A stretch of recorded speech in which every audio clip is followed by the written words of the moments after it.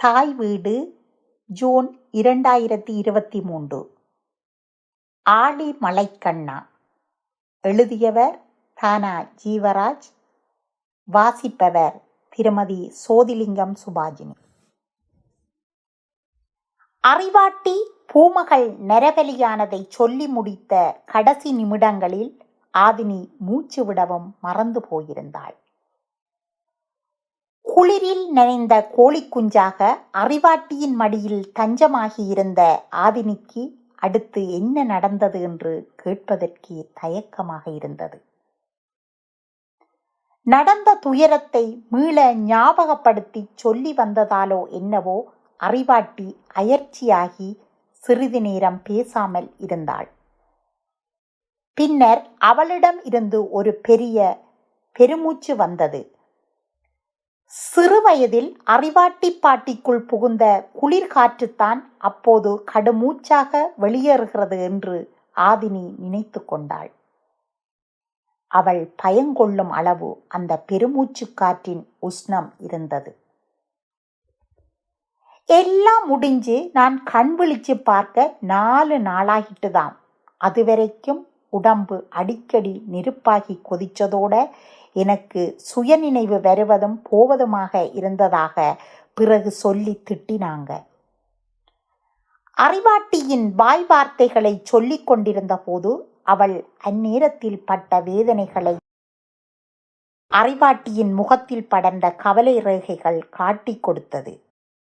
வைரவர் நரபலியை தடுக்கப் போனதால் அறிவாட்டியின் குடும்பத்தினரும் ஊரவரும் அறிவாட்டி மேல் அதிக கோபத்தோடு இருந்திருப்பார்கள் என்பதனை ஆதினி புரிந்து கொண்டாள்.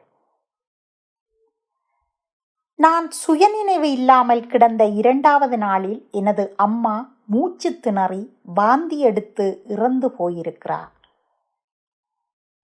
வைரவர் மடையை குழப்ப நான் செய்த பாவம்தான் என் அம்மாவுக்கு தண்டனையாக கிடைத்திருக்கிறது என்று ஊரெல்லாம் பேச்சாக இருந்துச்சாம் என்று தழுதழுத்த குரலில் அறிவாட்டி சொல்லி வரும்போது அறிவாட்டியின் கண்களின் ஓரத்தில் சிறிதாக அரும்பிய கண்ணீர் துளிகளை ஆதினி துடைத்து விட்டாள். அறிவாட்டி பாட்டிக்கு எப்படி ஆறுதல் சொல்வது என்று தெரியாமல் ஆதினி தவித்து கொண்டிருந்தாள். சிறிது நேரம் அந்த குடிசையில் அமைதி நிலவியது. இந்த பழங்கதையெல்லாம் நீ ஏன் என்னட்ட கேட்ட என்று அறிவாட்டி ஆதினியை பார்த்து கேட்டாள். பாட்டி, நீங்க எப்படி தேவரடியாராக போனீங்க என்று கேட்டன். அதில இருந்துதான் இந்த கதையெல்லாம் தொடங்கிச்சு என்று ஆதினி கூறினாள். இப்பத்தான் நீ கேட்டதற்கு பதில் சொல்ல போறேன். அம்மா இறந்த துயரம் மறைகிறதுக்குள்ள அப்பாவும் அதே மாதிரி மூச்சு திணறி என் மடியிலேயே உயிர் விட்டார். நான் செய்த பாவத்துக்கு ஏன் என் தாயையும் தந்தையையும் பழி வாங்கினர் என்று வைரவர் சாமி இருந்த திசையை பார்த்து பலமுறை உரத்த சத்தம் போட்டு அழுதன். அந்த சின்ன வயசுல அது மட்டும்தான் என்னால செய்ய முடிஞ்சது. ஆசையா வளர்த்த அம்மா அப்பா இறந்த அதிர்ச்சியில் நான் இருக்கும் போதே என் அன்பு தம்பி மாதவன் கத்தியை எடுத்துக்கொண்டு என்னை கொல்ல வந்தான். ஏன் பாட்டி என்று அலறினாள் ஆதினி. வைரவர் மடையை குழப்ப முயற்சி செய்த ஆதினிதான் உன் அம்மா அப்பா சாவுக்கு காரணம் என்று ஊரவரெல்லாம் என் தம்பியிடம் ஓதியிருக்கிறார்கள். மாதவன் அப்ப சின்ன பிள்ளை.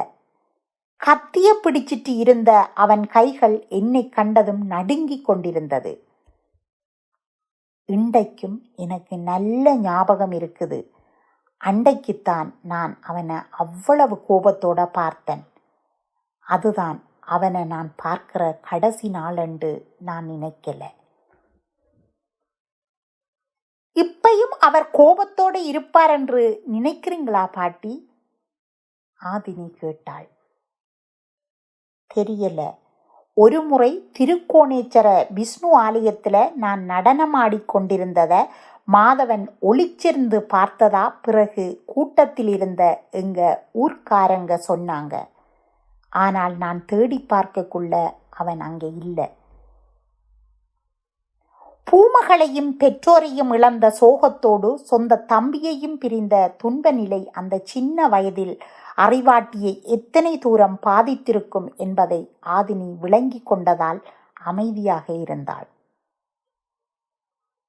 அறிவாட்டி ஏன் தேவரடியாராக போனாள் என்பதை கடைசி வரை அறிவாட்டி சொல்லவில்லை. அதை ஆதினியும் கேட்கவில்லை. ஊரும் உடன் பிறந்தவனும் வெறுத்தொதுக்கிய அறிவாட்டியை தேவரடியாராக ஆலயத்தில் ஒப்படைப்பதை தவிர கோதையம்மாளுக்கு வேறு தெரிவுகள் ஏதும் இருந்திருக்காது என்பது ஆதினிக்கு தெளிவாக புரிந்தது. சிறிது நேரம் தூவானமாக ஓய்வெடுத்திருந்த மழை மீண்டும் கனமழையாக பெய்யத் தொடங்கியது.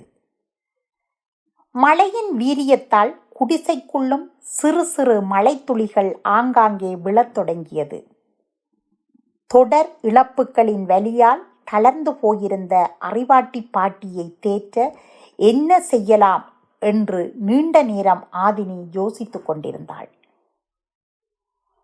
குரு சோர்ந்து போகும் தருணங்களில் கற்ற வித்தையால் மட்டுமே சீடனால் அவரை தேற்ற முடியும் என்று அறிவாட்டி பாட்டி ஏதோ ஒரு சந்தர்ப்பத்தில் சொல்லியது அப்போது அவளுக்கு ஞாபகத்துக்கு வந்தது. சட்டென எழுந்து தனது உடைகளை சரி செய்து கொண்ட ஆதினி குடிசையின் நடுப்பகுதிக்கு சென்று முறைப்படி அறிவாட்டியை வணங்கினாள். ஆழி மலைக்கண்ணா ஒன்று நீ கைகரவேல் ஆழியுள் புக்கு முகந்து கொடு ஆர்த்தேறி ஊழி முதல்வன் உருவம் போல் மெய்கறுத்து பாலியன் தோளுடைய பத்மநாபன் கையில் ஆழி போல் மின்னி வலம்புரி போல் நின்றதிர்ந்து தாளாதே சார்ங்கம் உதைத்த சரமலை போல் வாழ உலகினில் பெய்திடாய் நாங்களும் மார்கழி நீராட மகிழ்ந்தேலோர் எம்பாவாய். குடிசைக்கு வெளியில் கேட்ட கனமழையின் இரைச்சலையும் தாண்டி மெல்லிய மனதை வருடும் ஆதினியின் குரல் அறிவாட்டியின் குடிசை முழுவதையும் நிறைக்கத் தொடங்கியது. பாடலுக்கேற்றபடி தன் அங்க அசைவுகளால் அறிவாட்டி பாட்டியிடம் கற்ற நடனத்தை அவள் முன்னாலேயே அரங்கேற்றினாள் ஆதினி. தான் சாய்ந்து அமர்ந்திருந்த சுவரில் தன்னை மீளவும் நன்றாக நிலைப்படுத்தி கொண்டு நடனத்தில் மனமொன்றி போனாள் அறிவாட்டி பாட்டி. கந்தலாய் சதுர்வேதி மங்கலத்தின் விஷ்ணு ஆலயமான விஜயராஜ விண்ணகரத்தில் அறிவாட்டி வாழ்ந்த காலப்பகுதியை ஆதினி மீள ஞாபகப்படுத்தி கொண்டிருந்தாள். தினமும் ஆலயத்தில் திருப்பள்ளி எழுச்சி பாடப்படும் பொழுது அறிவாட்டி ஆடுகின்ற இந்த நடனம் அவள் மனதுக்கு மிகவும் நெருக்கமானது. அறிவாட்டி அவளையும் அறியாமல் கடந்து வந்த சோகங்கள் அனைத்தையும் மறந்து ஆதினியின் நடனத்தில் மெய்மறந்திருந்தாள். மலைக்கடவுளை நோக்கி மனமுருகி பாடப்பட்ட அந்த பாடல் அந்த சந்தர்ப்பத்தில் மிகவும் பொருத்தமானதாக இருந்தது. கடலுக்குள் புகுந்து நீரை முகர்ந்து கொண்டு வானத்தில் ஏறி ஊழிக்கால இறைவனின் திருமேனியைப் போல் உடல் கருத்து பின் மழையாய் பொழிவதை ஆதினி தன் நுண் அங்க அசைவுகள் மூலம் உருவகித்து ஆடிக்கொண்டிருந்தாள். இறுதி வரிகளில் மழை நீர்நிலைகளை நிறைத்து அதில் மகிழ்ச்சியாக நாங்கள் நீராட வழி செய்ய வேண்டும் என்று வேண்டுகின்ற போது ஆண்டாளாகவே அவள் மாறிப்போனதாக அறிவாட்டிக்கு பட்டது. அறிவாட்டி பாட்டி தனது நடனத்தை கூர்ந்து கவனிக்கின்றாள் என்ற போது அது அவள் மனதில் எழுந்த துயரமான சிந்தனைகளை ஆறுதல் படுத்தியதா இல்லையா என்பதை ஆதினியால் புரிந்து கொள்ள முடியாது இருந்தது. தன்னுடைய குரு எப்போதும் குற்றம் பொறுக்க மாட்டாள் என்பதை நன்கு உணர்ந்திருந்த ஆதினி ஒரு குறும்பு செய்தாள். இரண்டாவது முறையாக அதே பாடலை பாடி நடனமாடிக்கொண்டிருந்த ஆதினி வலிமையும் அழகுமுடைய பத்மநாபனின் கையில் இருக்கும் வலம்புரிச் சங்கை உருவகப்படுத்தும் இடத்தில் வேண்டுமென்றே பிழைவிட்டாள். அடுத்த கணம் அவள் எதிர்பார்த்தது நடந்தது. திடீரென எழுந்த அறிவாட்டி அவள் விட்ட தவறை சுட்டிக்காட்டி சரி செய்தபடி ஆதினியுடன் இணைந்து ஆழி மலைக்கண்ணா பாடலுக்கு நடனமாடத் தொடங்கினாள். மாலை நேரத்தில் இடையர்களின் குடிசை ஒன்றில் குரு சிஷ்யை இணைந்து அரங்கேற்றிய நடனத்தை மலை மாத்திரம் கரவொலி புரிந்து கண்டு மகிழ்ந்தது. விஜயராஜ விண்ணகரத்தின் நினைவுகளோடு அறிவாட்டி ஆடத் தொடங்கினாலும் பின்னர் அவளது மனம் முழுக்க முன்னம் திருக்கோணேச்சரத்தில் நடந்த நிகழ்வொன்றில் மூழ்கிப் போனது. ஆதினி மாதவனை ஞாபகப்படுத்தியது அதற்கு காரணமாக இருக்கலாம் என்று அறிவாட்டி நினைத்து கொண்டாள். அலைகடல் மோதும் மலைகளின் மேலே கடலுக்குள் நீண்டிருந்த மலையின் உச்சியில் கோணேசர் மாதுமையுடன் குடியிருந்தார்.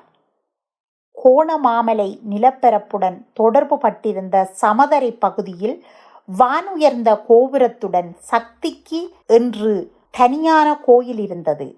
இவை இரண்டிற்கும் நடுவில் சிறிய ஆலயம் அமைய பெற்றிருந்தது.